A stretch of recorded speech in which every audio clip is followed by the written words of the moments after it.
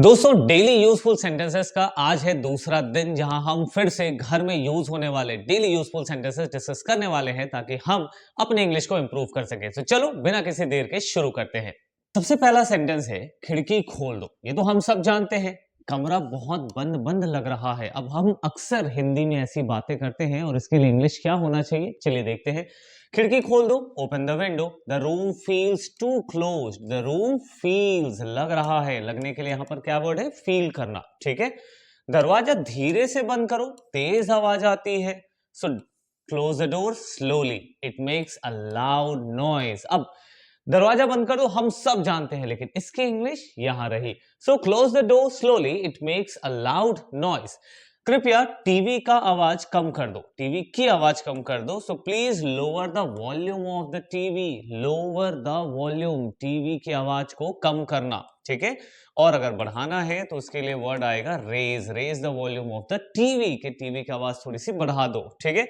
मुझे सुबह जल्दी उठाना, wake me up early in the morning. Wake me up early in the morning, हम कहते हैं ना, अरे कल मेरे को ट्रेन पकड़नी है तो सुबह जल्दी उठाना, उसके लिए ये सेंटेंस है। लाइट मत जलाओ, मैं सोने जा रहा हूं। Don't turn on the light. Don't turn on the light, I am going to sleep. मैं सोने जा रहा हूं। चलो और आगे बढ़ते हैं इंग्लिश को इंप्रूव करते हुए धीरे धीरे। नाउ नेक्स्ट इज बिस्तर पर जाओ, बहुत देर हो गई है। अक्सर हम छोटे बच्चों को हम यही वाला डायलॉग चिपकाते हैं, बिस्तर पर जाओ बहुत देर हो गई है। So go to bed, it's very late. Go to bed, it's very late. देखो इसी तरीके से सुन सुनकर तुम अपनी इंग्लिश को इंप्रूव कर सकते हो। सो चलो आगे बढ़ते हैं।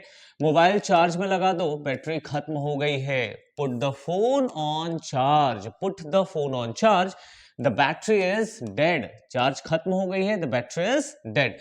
क्या तुमने बाल्टी में पानी भरा? Did you fill the bucket with water. देखो जो वर्ड है फील, फील का मतलब होता है महसूस करना। यहां पर क्या वर्ड है, फिल। क्या कहेंगे, फिल कहेंगे। So did you fill the bucket with water, ठीक है। साबुन खत्म हो गया है, नया ले आओ। The soap is finished, bring a new one. The soap is finished, bring a new one. चादर गंदी हो गई है, बदलनी पड़ेगी। ऐसी बातें हम अक्सर अपने घर वालों के साथ करते ही रहते हैं, तो उसके लिए इंग्लिश क्या होगी?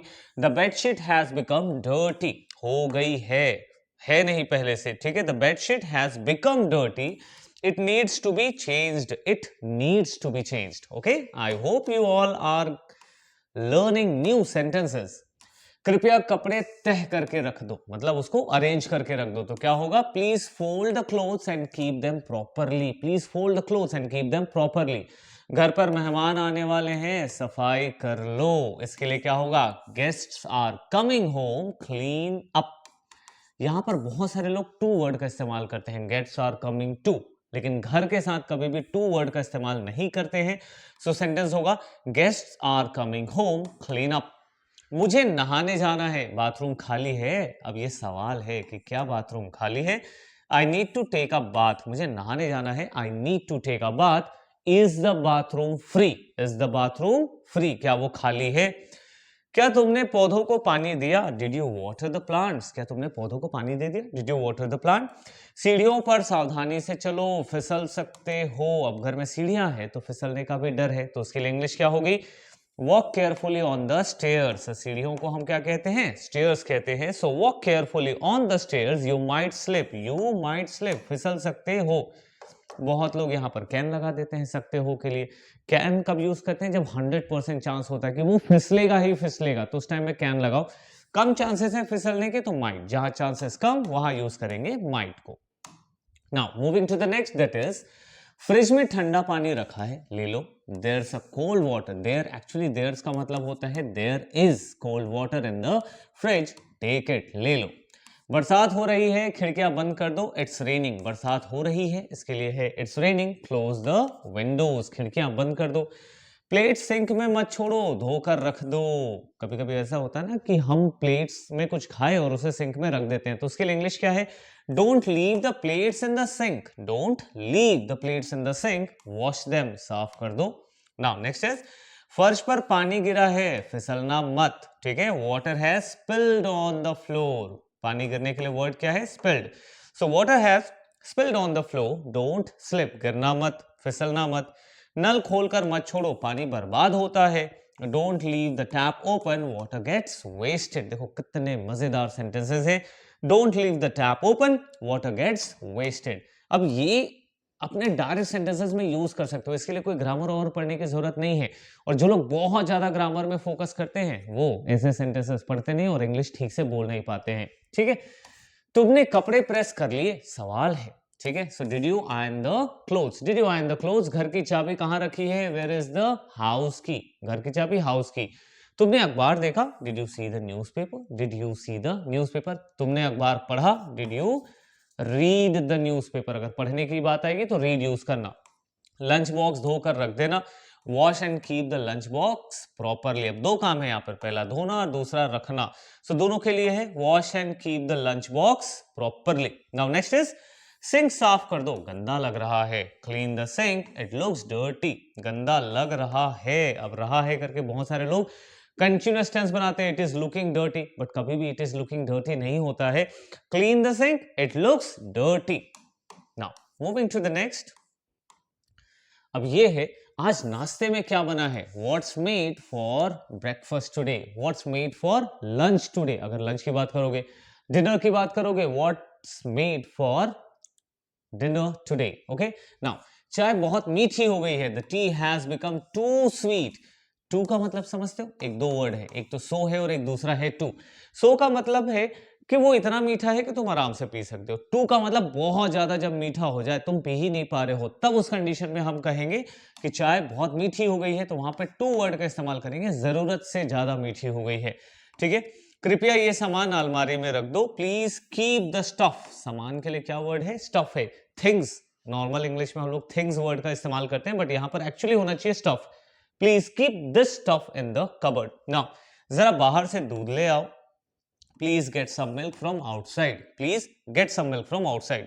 घर में सब कहां है, where is everyone at home, where is everyone at home. Okay, अगर आपको यही सेम सेंटेंसेस की प्रैक्टिस करनी है तो इसकी फ्री पीडीएफ नीचे लिंक में है, चैनल को सब्सक्राइब करके लिंक पर क्लिक करोगे तो ये सारा कुछ मिल जाएगा, बाद में कभी भी इसको रीड करके रिवीजन कर सकते हो ना। नेक्स्ट इज मुझे थोड़ी देर आराम करने दो, let me rest for a while. For a while, थोड़ी देर के लिए हम क्या इंग्लिश यूज करते हैं, कहते हैं फॉर अ वाइल। ठीक है, मुझे थोड़ी देर सोने दो, let me sleep for a while. ठीक है, वॉशिंग मशीन में कपड़े डाल दो। ठीक है, put the clothes in the washing machine. Put बहुत सिंपल सी इंग्लिश है, put the clothes in the washing machine.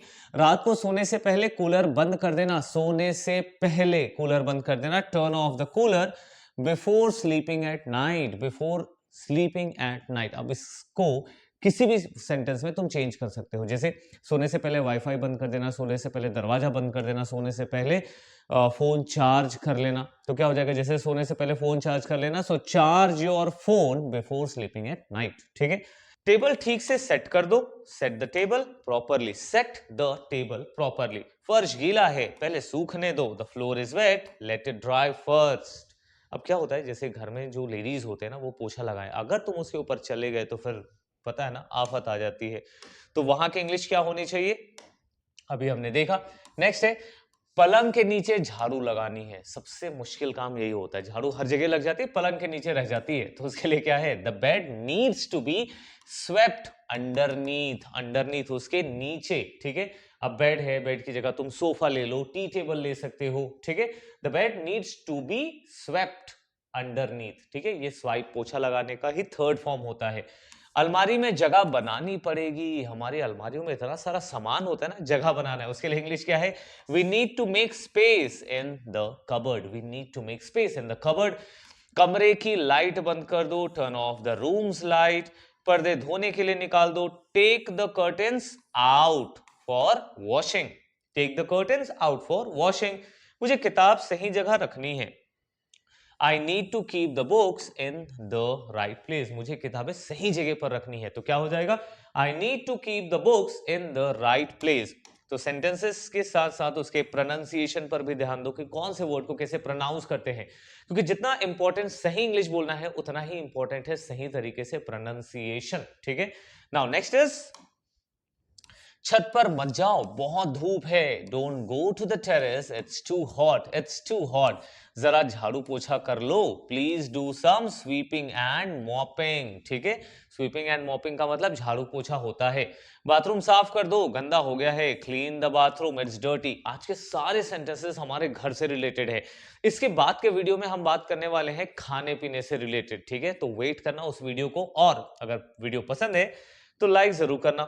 दरवाजों की घंटी बज रही है। देखो कौन है, अब कोई ना कोई घर में आकर डिस्टर्ब करता है यार, तो कौन है वहां देखना है। The door bell is ringing. दरवाजे की घंटी को हम कहेंगे डोर बेल, और वो बज रही है मतलब रिंग हो रही है। Check who it is, check who it is. ठीक है, रात का खाना बनाने में मदद करो। Help me in making dinner, help me in making breakfast, help me in making lunch. जो भी बनवाने की आप रिक्वेस्ट करेंगे। खाने के बाद बर्तन धोने हैं। द डिशेज, बर्तन को हम क्या कह रहे हैं, dishes need to be washed after eating. The dishes need to be washed after eating. Now कृपया कुछ हल्का नाश्ता बना दो। Please make some light snacks. शाम का जो नाश्ता होता है वो लाइट होना चाहिए, स्नैक्स होना चाहिए। ठीक है, शाम के नाश्ते को स्नैक्स कहते हैं, सुबह के नाश्ते को ब्रेकफास्ट कहते हैं।